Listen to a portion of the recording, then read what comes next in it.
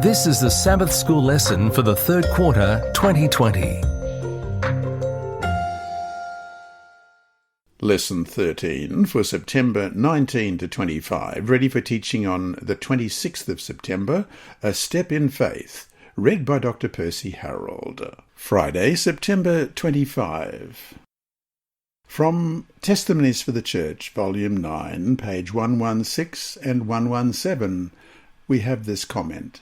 Those who have the spiritual oversight of the Church should devise ways and means by which an opportunity may be given to every member of the Church to act some part in God's work.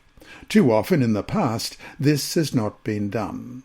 Plans have not been clearly laid and fully carried out, whereby the talents of all might be employed in active service. There are but few who realize how much has been lost because of this. The leaders in God's cause, as wise generals, are to lay plans for advance moves all along the line. In their planning, they are to give special study to the work that can be done by the laity for their friends and neighbours. The work of God in this earth can never be finished until the men and women comprising our church membership rally to the work and unite their efforts with those of ministers and church officers. The salvation of sinners requires earnest personal labour. We are to bear to them the word of life, not to wait for them to come to us. Oh, that I could speak words to men and women that would arouse them to diligent action. The moments now granted to us are few. We are standing upon the very borders of the eternal world. We have no time to lose. Every moment is golden, and altogether too precious to be devoted merely to self-serving.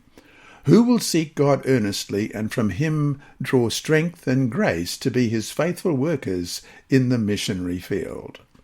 In every church there is talent which, with the right hand of labour, might be developed to become a great help in this work.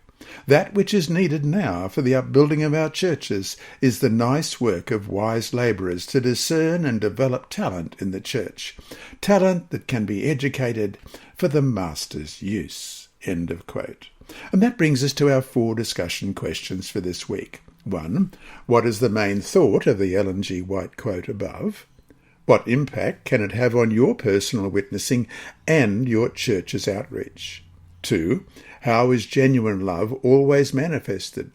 What are the counterfeit forms of love that have little to do with genuine love?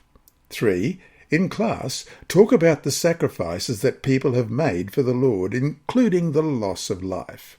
What can you learn from these stories? 4. Think about your answer to the question at the end of Sunday study, about what you have sacrificed for Christ. What, in fact, have you sacrificed? Why did you do it? Was it worth it? How could you explain to someone who is not a Christian what you did and why you did it? Inside Story. Our story this week is titled Pregnant for 2 Years, and it's by Andrew McChesney. Fanta Kamara was excited when she noticed a bump on her belly. But as the bump grew bigger, she began to feel ill. She felt so terrible that she went to the hospital in Conakry, Guinea. A physician examined her belly. "You aren't pregnant," he said. Fanta didn't believe the physician. She asked a relative who was a nurse to take a look. "You are pregnant," the relative said. "There is a baby in your belly." Fanta beamed with joy. But she still felt ill, and the relative wasn't sure how to help.